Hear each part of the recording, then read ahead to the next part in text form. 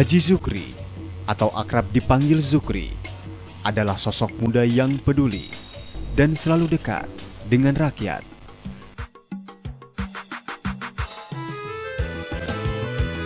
Zukri lahir di Kuala Terusan pada tanggal 3 April 1979 dengan moto hidup, bermanfaat untuk orang banyak, pendidikan formal, sekolah dasar, SD Negeri 008, Kuala Terusan, Kecamatan Langgam, Kabupaten Kampar, pada tahun 1985 sampai dengan 1991. Sekolah menengah pertama, Madrasah Sanawiyah, Madrasah menengah tingkat pertama, Negeri Kuok Bangkinang, PP Daarun Nahdah Tawalib Bangkinang, pada tahun 1991 sampai dengan 1995. Sekolah menengah atas, Sekolah Menengah Umum Negeri 1 Langgam di Pangkalan Kerinci, Kabupaten Kampar, pada tahun 1995 sampai dengan 1998. Pengalaman kerja anggota DPRD Riau pada tahun 2009 sampai dengan 2014, dan di periode kedua pada tahun 2014 sampai dengan saat ini.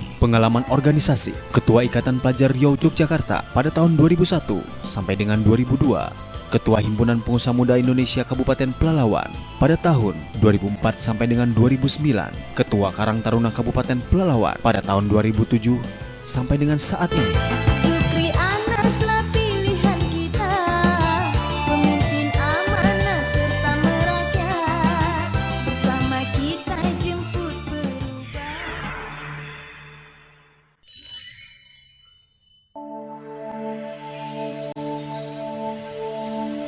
Dr. Andus Haji Abdul Anas Badrun adalah sosok berwibawa, berpengalaman, serta gaung nama beliau tak asing lagi di Kabupaten Pelalawan.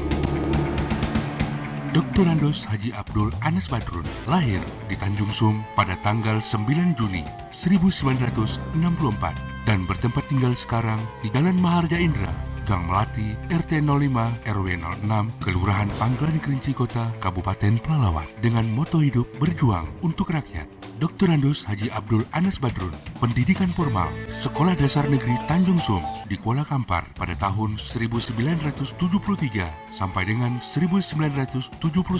Sekolah Menengah Pertama Negeri Teluk Dalam di Kuala Kampar pada tahun 1979 sampai dengan 1981. SMPP 49 Pekanbaru pada tahun 1981 sampai dengan 1984. Universitas Riau, Fakultas Matematika dan Ilmu Pengetahuan Alam, program studi matematika pada tahun 1984 sampai dengan 1992. Berikut pengalaman pekerjaan dan pengalaman berorganisasi Dr. Andus Haji Abdul Anas Badrun. Zukri Anas di dadaku, Zukri Anas pilihanku. Kita harus menang, tentunya pilih Zukri. Zukri Anas pemimpinku, pemimpin negeri amanah, Pelalawan hebat bersama pemimpin merakyat. Pelalawan punya target 2000 peningkatan dan 2011-2016 dan kita lakukan gratis berobat bagi orang yang tidak mampu. Tidak ada istilah masyarakat Kota Pelalawan, apapun sukunya, apapun agamanya, tidak boleh yang jelas orang Pelalawan tidak ada yang bisa berobat ke puskesmas. Dan begitu juga Pelalawan lancar, saya rasa ini melalui PPDK dan itu jaring listrik. Ini sudah terbukti dan begitu juga Pelalawan makmur. Ini adalah masalah ekonomi kemasyarakatan sini dan dirasakan juga oleh seluruh masyarakat dan khususnya di kampung Pak Anas Badrun sendiri masalah pendapatan panen. Dan eksotis saya rasa ini adalah wisata Bono dan begitu juga dikatakan adalah Pelalawan inovatif. Inilah persaingan kita ke depan dan industri turunan dari CPO yang selama ini kita rasakan turun ketergantungan negara lain. Sekarang tidak tergantung lagi, mudah-mudahan kita capai nanti dan dengan industri hilir ini. Dan begitu juga nantinya. Baik, mohon maaf. Pasangan nomor 1 waktu Anda telah habis. Baik, selanjutnya kita akan berikan kesempatan kepada pasangan calon nomor urut 2. Waktu yang sama 5 menit dimulai dari sekarang. Bismillahirrahmanirrahim. Assalamualaikum warahmatullahi wabarakatuh. Panelis pasangan nomor 1 yang kami hormati, seluruh masyarakat Kabupaten Pelalawan dan pemirsa TVRI yang kami banggakan. Zukri Anas memiliki visi terwujudnya Kabupaten Pelalawan yang maju, sejahtera dan mandiri melalui pemerintahan yang baik, yang mengembangkan kehidupan yang demokratis, berdaya saing, inovatif, menuju yang berbudaya menuju Pelalawan 2021.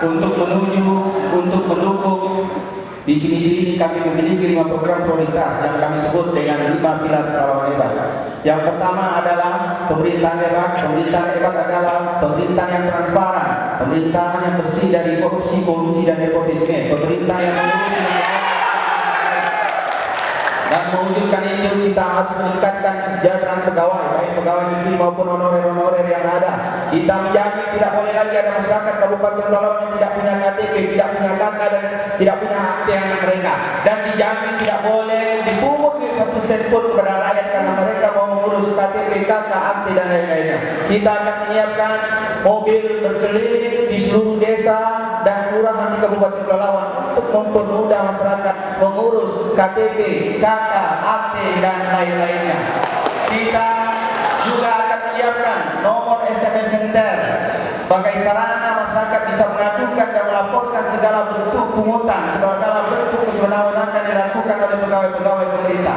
Dan kita akan melakukan diagnosa kelurahan dan desa di tahun pertama kita menjadi bupati, sehingga penyakit permasalahan setiap desa dan kelurahan Kabupaten Pelalawan benar-benar tahu, sehingga di tahun kedua, ketiga, keempat, kelima kita tinggal melakukan pengobatannya saja. Yang kedua adalah pembangunan hebat. Pembangunan hebat adalah membangun dengan adil dan merata, membangun sesuai dengan kebutuhan rakyat. Sudah waktunya kita menata kota, sudah waktunya kita membangun desa. Kami akan menyiapkan alokasi pembangunan 1 miliar per desa dan kelurahan di 114 desa di Kabupaten Pelalawan. Kita akan menuntaskan pembangunan jalan-jalan menuju daerah-daerah terisolir seperti jalan lintas Bono menuju Kecamatan Teluk Beranti dan Kerumutan, yang juga menuju jalan wisata menuju Bono. Kita akan menuntaskan jalan Upi, Kerumutan dan jalan-jalan lain di Kabupaten Pelalawan. Kita akan menjamin tidak boleh lagi ada masyarakat Kabupaten Pelalawan yang kesulitan air, bahkan membeli air ketika musim kemarau datang. Kita akan membangun ikon baru di Kabupaten Pelalawan ini supaya Kabupaten Pelalawan selalu dikenal, sehingga orang akan mengenang dan akan selalu berhenti dan menghabiskan duit mereka di Kabupaten Pelalawan ini. Yang ketiga, kita sebut dengan ekonomi hebat. Ekonomi hebat itu adalah bagaimana caranya pemerintah menjamin rakyatnya benar-benar hidup sejahtera. Tidak ada lagi orang miskin di negeri ini. Kita akan tumbuh kembangkan lebih dari 1000 kelompok usaha UMKM baru di Kabupaten Pelalawan ini. Kita benar-benar akan menjamin bahwa bantuan-bantuan pemerintah itu sampai dan tepat sasaran kepada orang-orang miskin, kepada orang-orang susah, kepada orang-orang yang membutuhkannya. Kita akan kelola sendiri potensi perkebunan, potensi perikanan, potensi pertanian yang dimiliki oleh masyarakat, oleh Kabupaten Pelalawan ini. Kita akan bangun pabrik sawit sendiri, kita akan bangun pabrik karet sendiri, kita akan bangun agroindustri, kita akan bangun industri perikanan di Kabupaten Pelalawan ini. Dengan industri-industri itu kami sangat yakin bahwa besok petani-petani kita bina, kita berdayakan dan ekonominya semakin baik. Kalau ekonomi petani baik, maka akan berimplikasi kepada para pedagang-pedagang, pedagang-pedagang sektor jasa-jasa lainnya, tentunya ekonominya akan semakin meningkat dan semakin sejahtera. Yang keempat, kita sebut dengan pendidikan hebat. Pendidikan hebat adalah pemerintah harus menjamin tidak boleh lagi ada satupun anak di negeri ini yang tidak bisa melanjutkan sekolahnya ke SD, SMP, SMA atau SMK karena orang tuanya tak mampu beli baju, tak mampu membeli buku, tak mampu membayar biaya masuk sekolah. Bersama Zukri Anas kita pastikan tidak ada lagi bayaran buku gratis, baju gratis, buku gratis tanpa ada pungutan 1 sen pun. Dan bahkan besok kita akan membangun kampus bertaraf di Kabupaten Pelalawan ini di ibu kota Kabupaten Pelalawan, yaitu ibu kota Bangkalan Kerinci. Kita akan juga menyekolahkan anak-anak yang sarjana S1, S2, S3 untuk SDM kita ke depan. Yang kelima, kita sebut dengan kesehatan hebat bersama Zulkifli Anas ke depan. Masyarakat, seluruh masyarakat Kabupaten Pelalawan cukup dengan menunjukkan KTP atau KK bisa berobat gratis.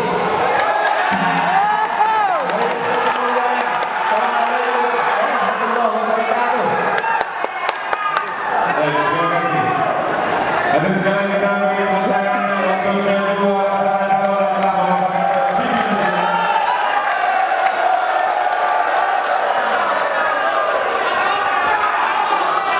Dan hadirin sekalian, kita sudah mendengarkan pemaparan visi misi masing-masing pasangan calon. Kita akan rehat sejenak dan akan kembali setelah pesan-pesan berikut ini.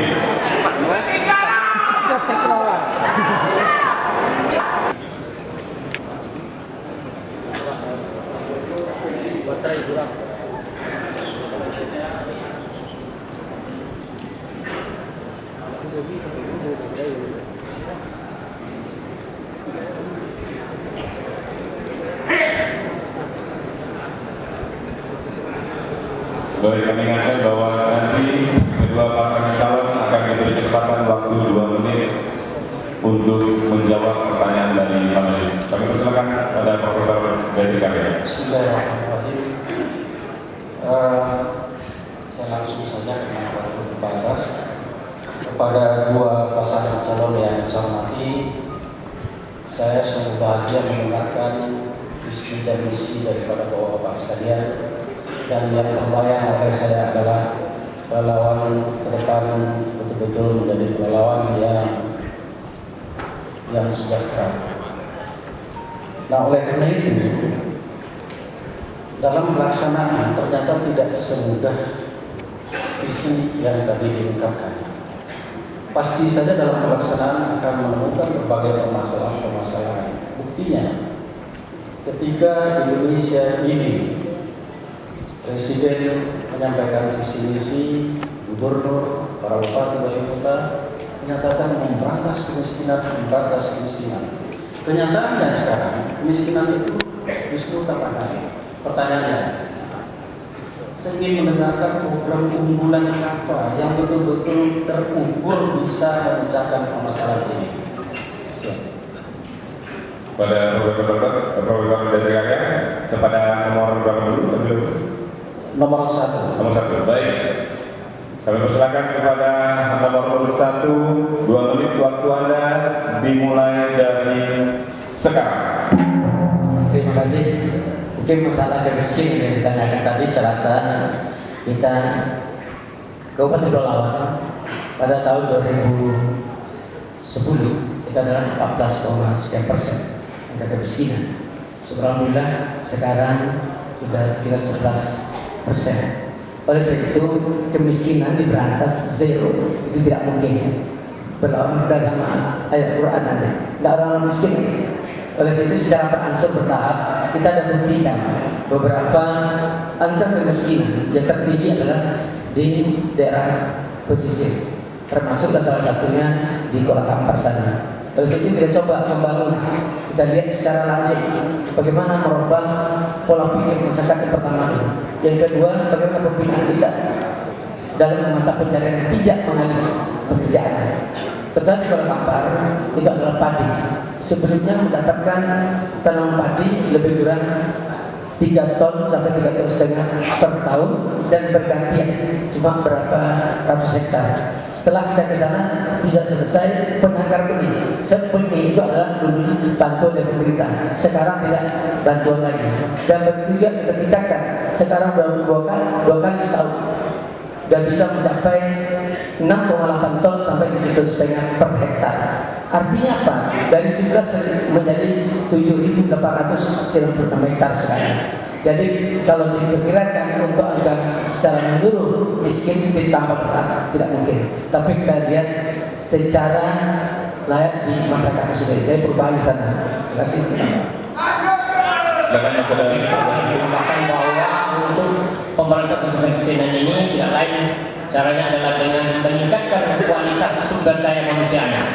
Itu yang pertama sekali. Karena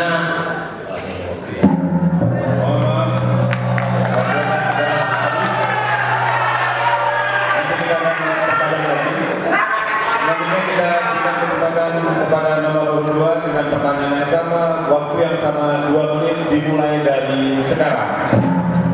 Kalau bicara kemiskinan, yang paling penting pertama pemerintah, pemimpin harus tahu dengan orang miskin.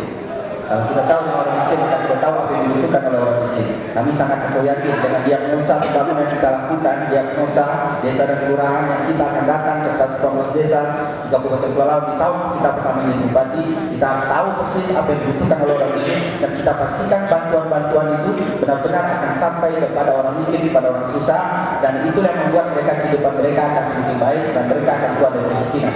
Dan yang kedua tentunya saya pikir bahwa pengangguran di Kabupaten Pelalawan ini sangat masih tinggi sekali dan lapangan kerja harus dibuka dan kita benar-benar harus bisa menciptakan usaha-usaha baru di Kabupaten Pelalawan ini. Kita harus mengelola potensi ekonomi yang dimiliki oleh Kabupaten Pelalawan ini yang cukup besar, yang cukup banyak, yang saya pikir belum terkelola dengan baik. Kalau kita berbicara di sektor ekonomi bahwa ada perkebunan sawit yang begitu besar, pertanian dan perkebunan di Kabupaten Pelalawan ini menyumbangkan hampir 60% dari profesi yang dimiliki oleh masyarakat Kabupaten Pelalawan. 40% diisi oleh jasa-jasa lainnya. Kalau sektor pertanian ini benar-benar kita tingkatkan pendapatan petaninya dengan memangkas bagaimana caranya petani tidak lagi berhubungan dengan tengkulak, tidak lagi berhubungan dengan DO, maka dengan pabrik yang dibangun pemerintah depan, petani sawit sejahtera, pedagang itu sejahtera, maka Kabupaten Pelalawan akan semakin sejahtera ke depannya. Sedikit saya tambahkan bahwa untuk menjamin kesejahteraan yang paling penting adalah bagaimana kita melakukan pendataan. Apa yang menjadi persoalan kemiskinan itu? Kemiskinan itu ada 5. Antara lain adalah infrastruktur. Ini juga menjadi catatan kita. Kami memastikan pada saat kami menjabat kami akan melakukan pendataan, karena pendataan adalah yang bersejarah dan menjawab masalah.